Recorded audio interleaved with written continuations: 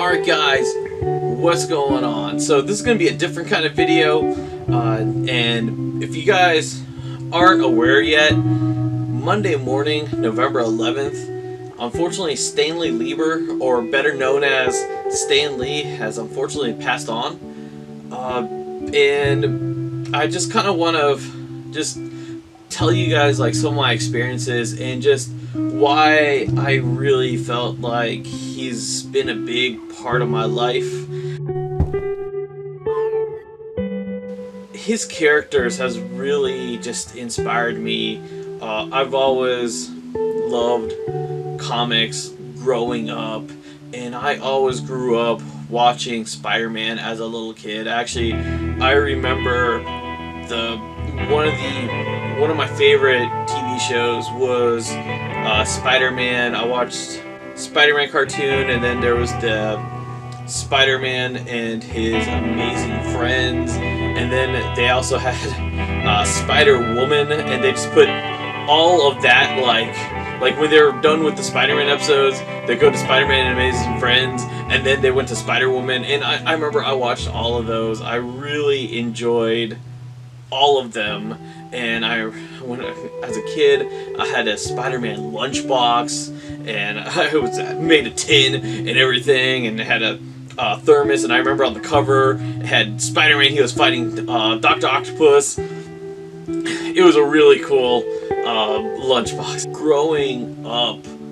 my two favorite superheroes has always been Iron Man and Spider-Man. Iron Man was always my favorite superhero. Spider-Man was the superhero that I could relate to the most, and that's why I always had a strong connection with Spider-Man. And it's almost kind of like, I don't know, I guess maybe as a kid I felt like, Iron Man is the person I want to be, but Spider-Man is the person I kind of am. But yeah, that's just me going way too deep into characters and everything. But instead of me going into the characters and the Marvel legacy that Stan has left in this world that will continue on forever, which I'm so appreciative of, I actually want to talk about just my personal experiences with Stan Lee. I was very fortunate enough that I met him like more than one occasion, which, I mean, every time I saw him, I always felt lucky. Actually, I'll never forget the first time I met him. It was actually, I believe it was his first time he actually went to DragonCon. And so, this right here, this is an actual action figure of Stan Lee, and this was a San Diego Comic-Con exclusive. At this point in time, I was like working part-time. I believe when this figure came out, I believe this was when I was a web designer for a action figure company. It's either that or I worked at Big Lots. One of those two. But I did not, I mean, I was making part-time money, and I did not have enough money to actually fly out to San Diego and go to Comic-Con or anything like that. So I just remember the year that this figure came out, I actually went to DragonCon that year, and my goal was to buy this figure from one of those scalpers that, like, basically they buy it and they sell for like double the money.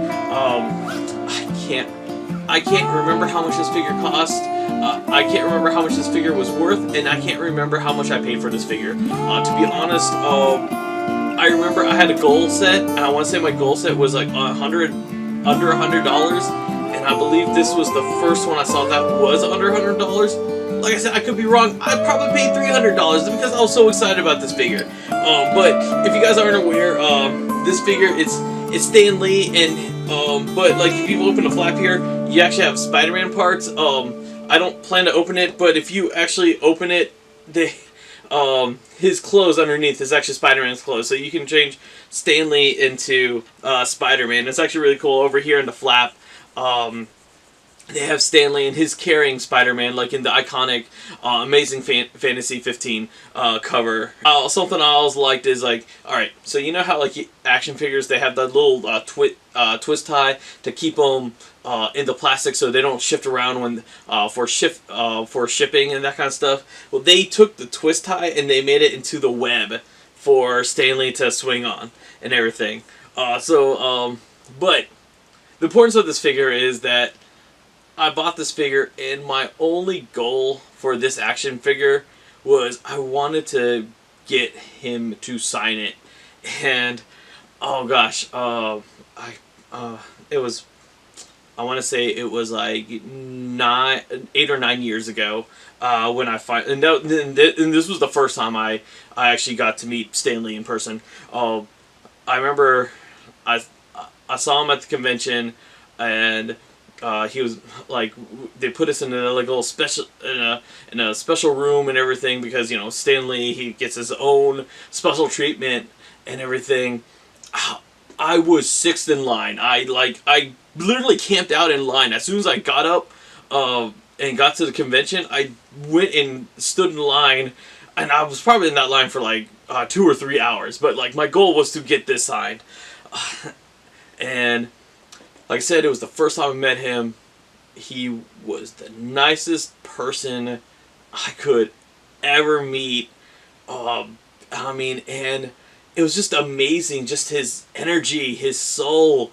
It was just, everything was just positive. And like, I mean, the way he would talk to his fans, the way he would just smile at you and everything. I remember when I handed him this action figure, he looked at it and he was like, he said that this was the best looking action figure he's ever seen. And of course this is joking. I'm sure he saw this action figure before. But like he jokes because he's so narcissistic and he's like and that, but he's well known for being that, like he was just well aware that, like, you know, that it's him, and that, like, you know, he just loves to he loves to compliment himself and everything. And just like, so if you see right there, he signed it right over there. He actually I can't remember if he asked me or if it was one of the people that asked me like where to sign it. I told him I wanted to sign it right on the actual the window itself. And over here is the printed signature, and you can see that it matches. It's really cool. I'm so glad. I was fortunate that I honestly, when I got that figure signed, I really thought that was going to be my only chance to see Stanley, but I'm so fortunate I got to see him more, actually. I went down to a convention down to Orlando, and he was there. I brought comics for him to sign, and when I went to go to purchase the tickets to have him sign it, they told me that they only take cash. I didn't bring cash with me, and I didn't drive to Orlando, so I couldn't get to an ATM. But it was still very successful. I got to actually shake his hand. I got to talk to him. I remember I went to a panel, and this convention did things weird. What they did was, and if you guys are wondering what this convention was called, it was called MegaCon, and I believe it's in Orlando like every year. But they had, so the way this convention did it was, you go to a panel room and you sit down, and then like they have like these reserved seatings like in the middle of the room. And the way the convention worked was, if you paid extra for your ticket, you got to sit in that reserved section. So not everyone not a lot of people who went to this convention paid for those extra tickets. Stanley got to the panel, and he goes and he sees in front of him just a row of just empty seats, and he sees everyone else is surrounding, like sitting down, and he looks at the moderator for the panel room, and he says, "I don't understand. There's a lot of awesome seats right here that they can see in front of me. Why are they sitting all the way like around the edges and everything?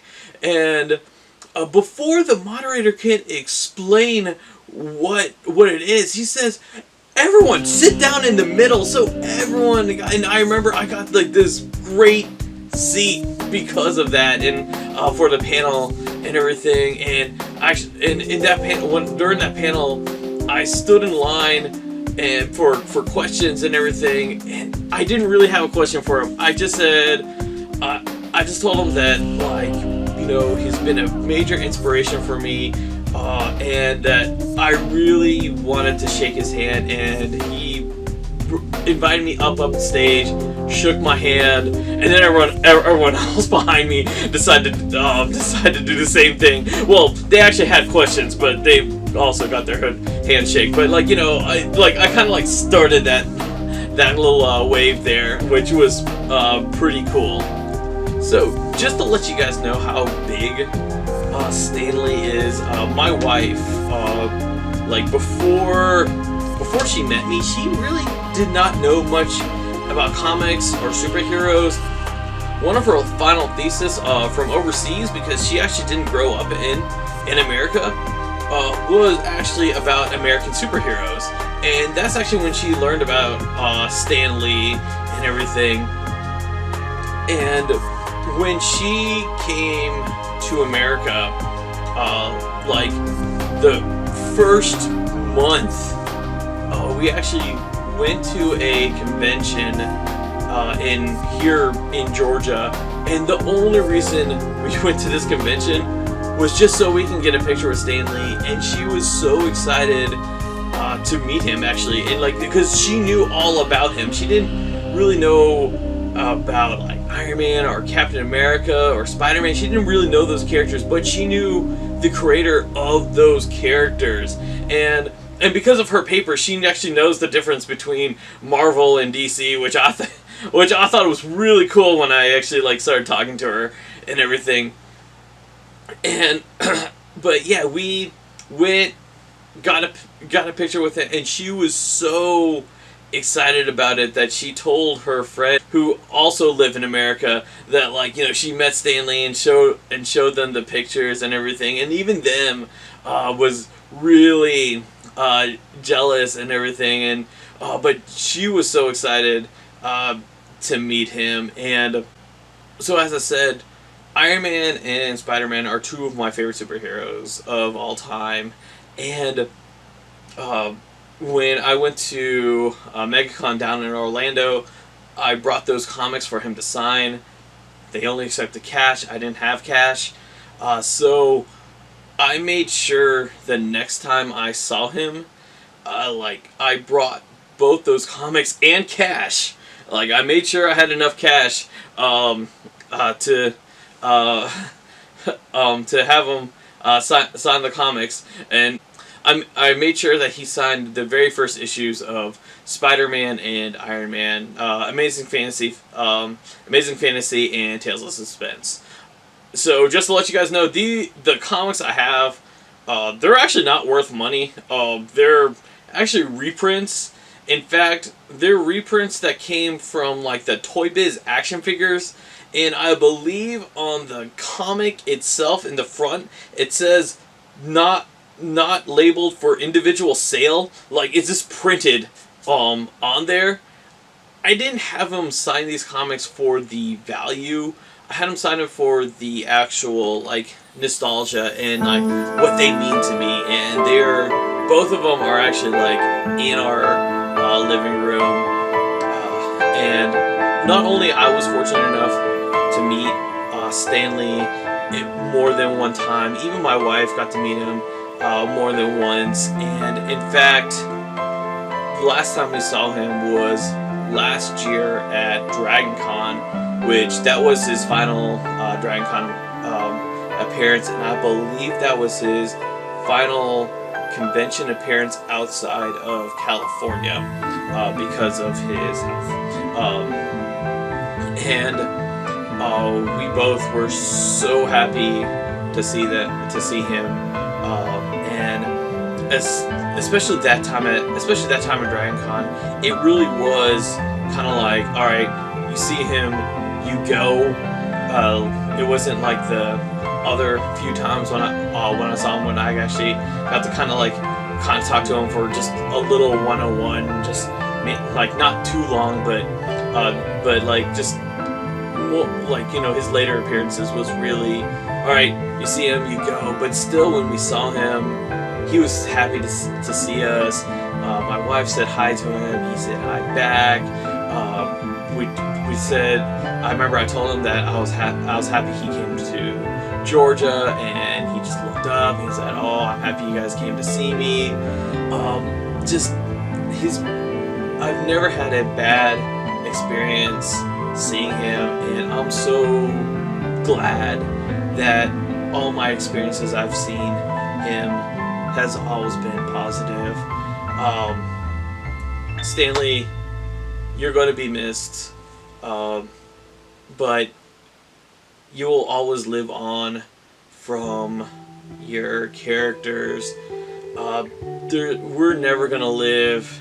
There's never going to be a time where these characters are not going to be forgotten, and your legacy will always live on. I'm really hoping that the fourth Avengers film, they already filmed his cameo, just because I think it would be fitting that that's his final, actually, like, cameo. And I can see like the Marvel Studios production do something where, like, from then on, like, we're gonna just see like a picture of him somewhere in the movies for respect, which I'm 100% okay with. My wife and I always loved seeing the Stanley cameos. In fact, the Teen Titans Go movie, which, if you guys not have seen it, go see it. It's hilarious. It is awesome. I really loved it, and we actually have a video of me doing my review on that if you want to see it. But in Teen Titans Go, he actually makes a cameo in there, and it is really funny. It's like one of those, you see him on screen and he tries to take over the scene, just like how Stan Lee is. Like, he really wants to make sure, like, the tension is on him, where as it is deservedly so. Even my wife, when she saw that in the Teen Titans movie, she was really happy about it. And then she had to ask me. She was like, "Teen Titans is not a Marvel movie. Like, it's a DC movie. How is he in there?" I was like, and I said, like, I told her I didn't care, as long as he was in the movie, it doesn't matter. I remember as a kid, I had a VHS tape of the first X-Men episode. If you guys are old enough to know this, Pizza Hut had this promotion for the X-Men TV series from the 90s, and you got like a personal pan pizza and like a VHS tape, and it was like one episode, and they only had two VHS tapes. It was like the Night of the Sentinels. Yes, okay, I'm sorry. It was two episodes, and there was only two of VHS tapes. The first one was Night of the Sentinels Part 1 and 2, and then the second one was the first episode of Magneto, and I forgot whatever the fourth episode happened. But both tapes, and I think I still own both tapes. I have to check my VHSs. They're all collecting dust over there. But both tapes has this like this round table room where they have the comic writers, creators, the TV producers, and Stan Lee.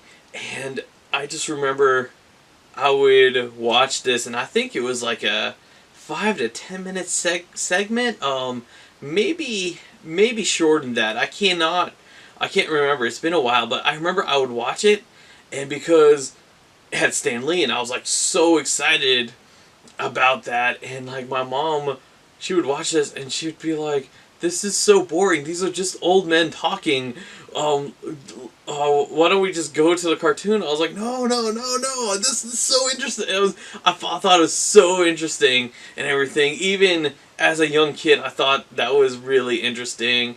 And in fact, oh gosh, in the 90s, like they also had the Marvel Power Hour, which was Fantastic Four and Iron Man, and Stanley had a introduction for both shows before they aired, and he didn't actually really talk about the episodes. He just really talked about the characters as they just kind of like you could tell like they filmed it all at once, and then they would just put his segment in whichever episode, and just kind of like they just didn't like really correlate at all. They just made sure that he was talking about Fantastic Four, it was before Fantastic Four, and when he was talking about Iron Man, he was talking about Iron Man.